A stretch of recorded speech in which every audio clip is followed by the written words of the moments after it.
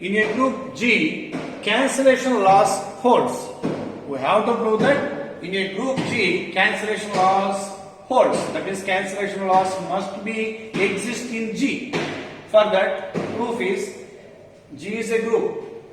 In the previous theorem, he mentioned in the statement that a group only. At that time, in the proof, we have taken that suppose G is group. Here, in the statement, he mentioned G is a group. That's why here we are taking that in the proof. Given G is group, he is already given that. That's why I write that given G is group. Here we are taking for cancellation loss A comma B comma C three elements. In that one element A is a non-zero element, whichever belongs to G. By inverse law, we know that the inverse law in G for any non-zero element, that there is a non-zero element A. For A is not equal to 0 belongs to G, there exists inverse. A inverse belongs to G such that A inverse is equal to E is equal to A inverse A. Let it be 1. We have written only inverse law only. What we have learned from the earlier classes. Right. For that, first we have to prove that left cancellation law is exist or not. We have to check it first. For that, I am taking that AB is equal to AC. AB is equal to AC. That it gives a B is equal to C. That means LHS part A was cancelled. Then we say that left cancellation law exists. For that, I am checking that B is equal to C was happened or not. For that, I am taking AB is equal to AC. We know that A belongs to G, A inverse is also belongs to G. That's why I am taking both sides A inverse.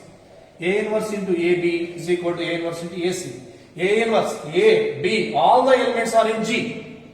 G is group. Group means closure, associative, identity, inverse. 4 law satisfies. Closure, associative, identity, inverse. By there is a second property is there, associative law. I am using this associative law for this one. If I use that one, then what happens?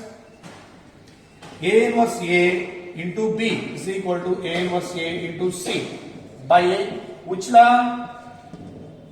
Associative law. By associative law. A inverse A. What happens A inverse A? In the one we have that A inverse A is equal to E. We write that A inverse A is equal to E. B as it is. A inverse A is equal to E. C as it is. From 1. From 1. A inverse A is equal to E. That's why we have written that from 1 here. E into B, what happens? E is the identity element. EB is equal to B. EC is equal to C. By A law. By which law? Identity law. B is equal to C. We have taken that AB is equal to AC. The resultant is B is equal to C. A was cancelled. That means left cancellation law holds in group G. In group G. What about right cancellation law? For that, we have taken that similarly BA is equal to CA. A is on right side. Here we can see that A is on left side. AB is equal to AC. A is on left side. If we see here, A is on right side. Okay, right. BA into A inverse is equal to CA into A inverse, because since A inverse is also in G, A inverse was multiplied on both sides on the right side. By now I am using associative law. By associative law, what happens? BA into A inverse is equal to B into AA inverse, C into AA inverse. By associative law, B into AA inverse. What is the value of AA inverse? From 1, AA inverse is equal to E. Now I am writing the same. AA inverse is E. C as it is, AA inverse is equal to E. From 1. All these are came from 1. What about BE? B, because E is identity. CE, C, because E is identity. By which law? Identity law. That's why I am writing that in the bracket, identity law.